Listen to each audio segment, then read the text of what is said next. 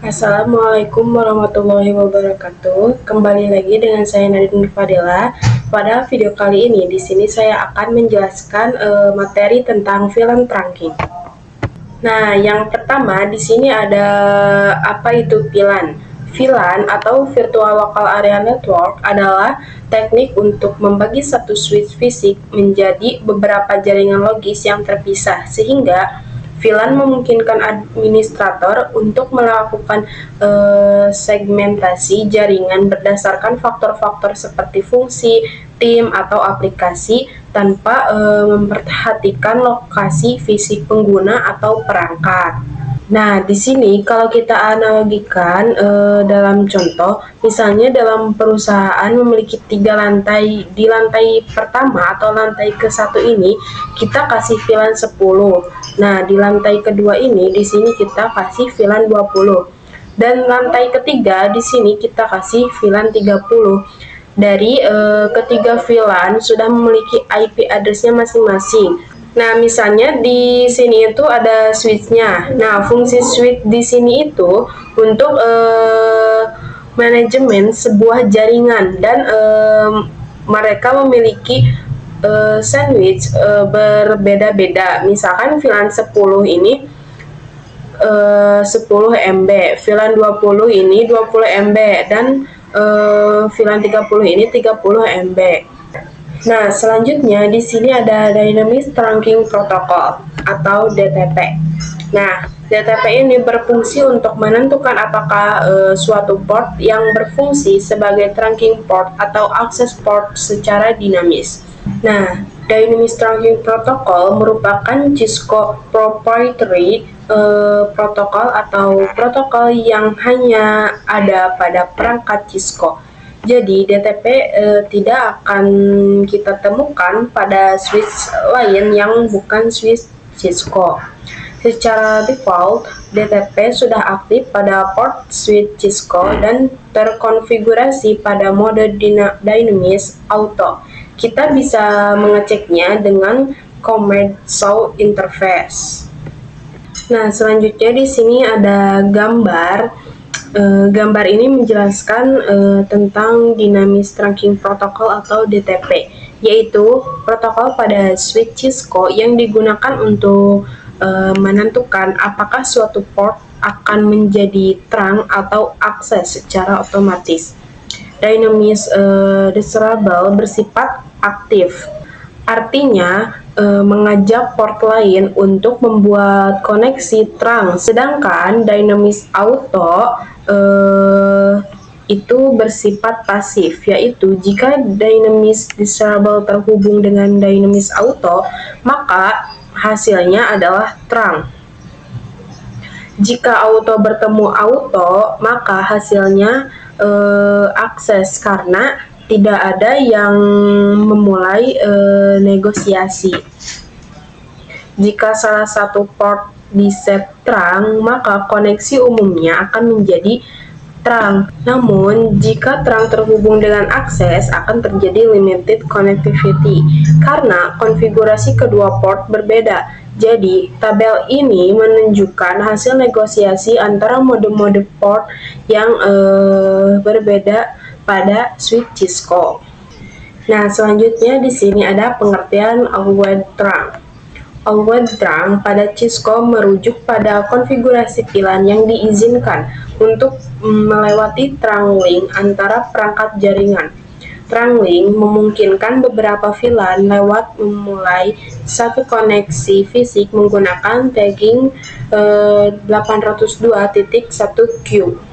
Nah, dengan perintah switch port trunk always VLAN, Anda dapat menentukan VLAN yang diperbolehkan melewati trunk, membatasi trafik untuk meningkatkan efisiensi dan keamanan. Secara default, trunk mengizinkan semua VLAN, tetapi Anda bisa menambahkan atau menghapus VLAN menggunakan perintah add atau remove.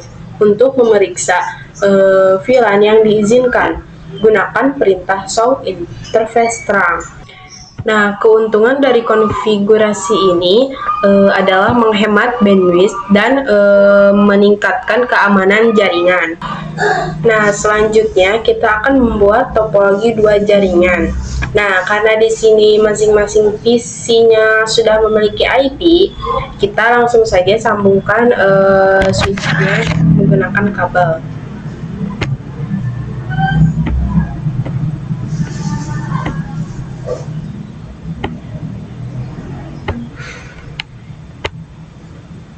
Selanjutnya di sini kita langsung saja untuk mengkonfigurasikannya. Nah, di sini kita enter, lalu connect, lalu kita masukkan VLAN 10, lalu kita masukkan nama VLAN 10. Di sini saya menggunakan TKJ namanya, lalu VLAN 20 namanya TSM, lalu enter, lalu kita X, selanjutnya kita INT RAFA 1 2, lalu enter. Kalau sudah, kita masuk ke SW mau ACC, lalu enter, lalu SW ACC VLAN 10. Nah, kalau sudah enter, lalu kita X dulu, enter, lalu kita ke INT RAFA 3 sampai 4, lalu kita enter, lalu masuk lagi ke SW mod ACC, lalu SW ACC VLAN 20. Lalu kalau sudah enter, kalau sudah, kita cek ke do SHLB. Nah, enter. Nah, kalau sudah seperti ini, di sini VLAN 10 dan 20-nya di sini sudah aktif ya. Di sini kita ke switch yang kedua. Nah, di sini kita enter, lalu kita masuk ke N, lalu kontak. Nah, di sini kita masuk ke VLAN 10, lalu kita kasih namanya TKJ, lalu kita masuk ke VLAN 20 dan kasih nama di sini TSM. Lalu kalau sudah, di sini kita lalu kita ke interface INT RAFA 01 ya.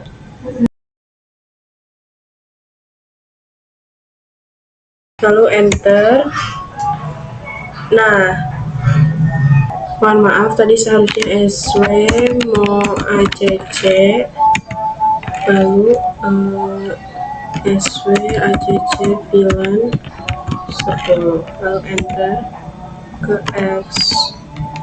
Nah, di sini kita masuk ke interface lagi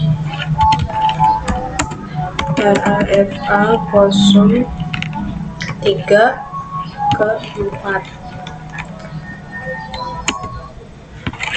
lalu SW mau ACC SW ACC VLAN 20. Nah, kalau sudah, kita cek USA LDR. Nah, di sini VLAN 10 dan 20-nya sudah aktif ya. Nah, selanjutnya di sini kita akan ke konfigurasi mode terang di switch pertama. Nah, di sini kita tadi keluar dulu ya. Lalu kita langsung ke INTFA 05, lalu enter. Nah, di sini kita langsung cek dulu SHINTTR. Nah, selanjutnya di sini kita ke switch kedua, INTFA 05 SW-TR.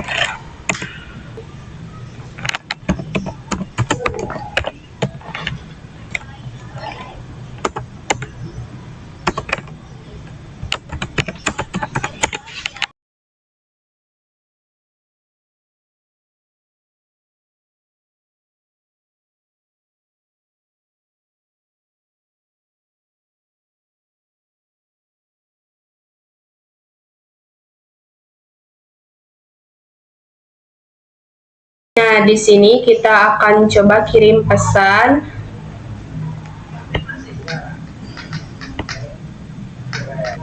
Nah, di sini sudah tertulis successful ya, teman-teman.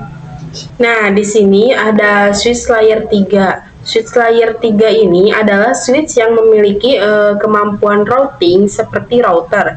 Perangkat ini digunakan untuk menghubungkan beberapa VLAN atau jaringan yang berbeda agar dapat saling berkomunikasi dengan cepat dan efisien.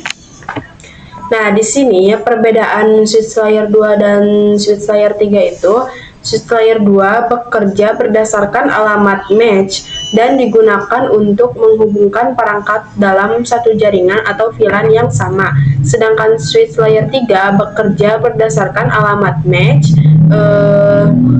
dan IP. Sehingga selain melakukan switching juga dapat melakukan routing antara VLAN tanpa melakukan router tambahan. Oleh karena itu, switch layer 3 lebih cocok digunakan pada jaringan yang lebih besar dan kompleks. Nah, selanjutnya di sini kita akan belajar native VLAN.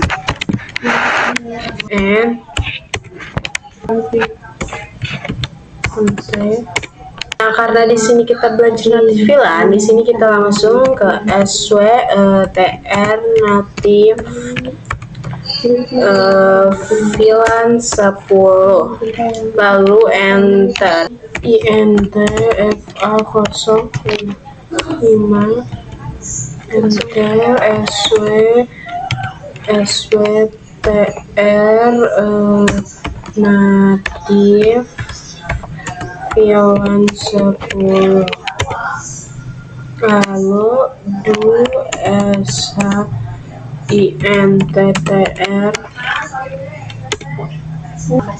Nah, di sini itu sudah tertulis di sini natifnya itu 10. Kan tadi asalnya 1. Nah, sekarang di sini 10. Sekian dari video saya kali ini. Mohon maaf apabila banyak kesalahan. Wassalamualaikum warahmatullahi wabarakatuh.